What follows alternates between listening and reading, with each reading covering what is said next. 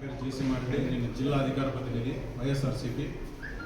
ఇప్పుడు 2025లో ఉన్నాం. మనం స్వతంత్రం వచ్చిన 1947 మనకు వస్తే 52లో తమ్మలపల్లి కాన్స్టిట్యూషన్ అయింది. అంతకుముందు గట్టు 52 నుంచి 25 వరకు డెవలప్మెంట్ ఏది అంటే 2019 నుంచి 24 వరకు జరిగింది.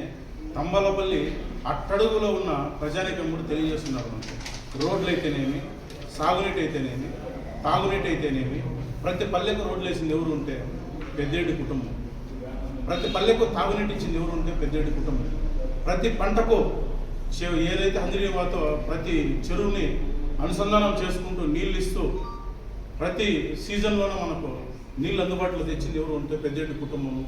గౌరవ పెద్దేడి ద్వారకానాథ్ రెడ్డి గారు మన జగన్మోహన్ రెడ్డి హయాంలో ఏ విధంగా అభివృద్ధి అయింది అంటే, మీరు ఈరోజు అన్నారు ఎవరు రాలేదు తాలూకాలకి ఏం రాలేదు. అయ్యా మీరు కొత్తగా ఏదన్నా ఒక పెన్షన్ ఇచ్చినారా?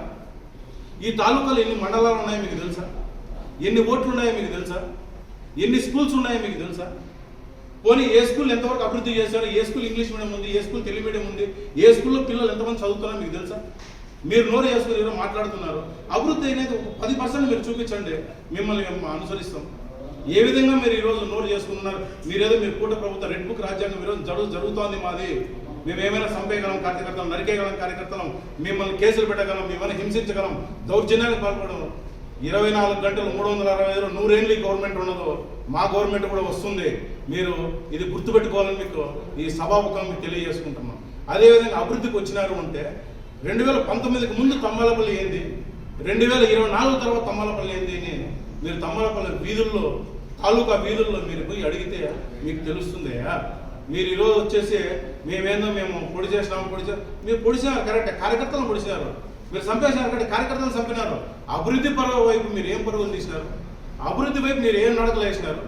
ఏ స్కూల్ మీరు కొత్తగా కన్స్ట్రక్షన్ చేసినారు? రాష్ట్రంలోనే మొట్టమొదటి సచివాలయం కట్టింది ఎక్కడ అంటే తమ్మలపల్లి కాన్స్టిట్యూషన్, తమ్మలపల్లి మండలంలో. అది మీకు తెలుసా? పోనీ ఈ నియోజకవర్గంలో ఎన్ని మండలాలు ఉన్నాయి, ఒక మండలానికి ఎన్ని గ్రామాలు ఉన్నాయి మీకు తెలుసా? ఏ మండలంలో ఏ కార్యకర్త ఉన్నాడో, మీ టీడీపీ కార్యకర్త ఎక్కడ ఉన్నాడో మీకు తెలుసా? పోనీ మీ కూటమి ప్రభుత్వంలో ఏ కార్యకర్త మీకు తెలుసా? మాదొద్దు మీకు తెలుసా? మీకు ఆ కార్యకర్తలు 10 మంది వస్తే టక్కని మీరు పేర్లు పెట్టి పిలవగలరా? మీరు ఈరోజు అభివృద్ధి గురించి మాట్లాడుతున్నారు, రాలేదని మీరు మాట్లాడుతున్నారు. అయ్యా మీరు మా ద్వారకానాథ్ రెడ్డి గారు వద్దు, మా అట్టడుగు వర్గంలో ఉండే ఏ కార్యకర్తనైనా ఈ నియోజకవర్గంలో మీతో పట్టి పోటీగా పంపిస్తామో అతన్ని 10 మంది పలకరిస్తారు, మిమ్మల్ని పలకరిస్తారో మీరే ఆలోచించుకోవాల్సిందే. మేము ప్రజాముఖంగా మిమ్మల్ని మేము మీడియా ద్వారా మేము అడుగుతున్నాం.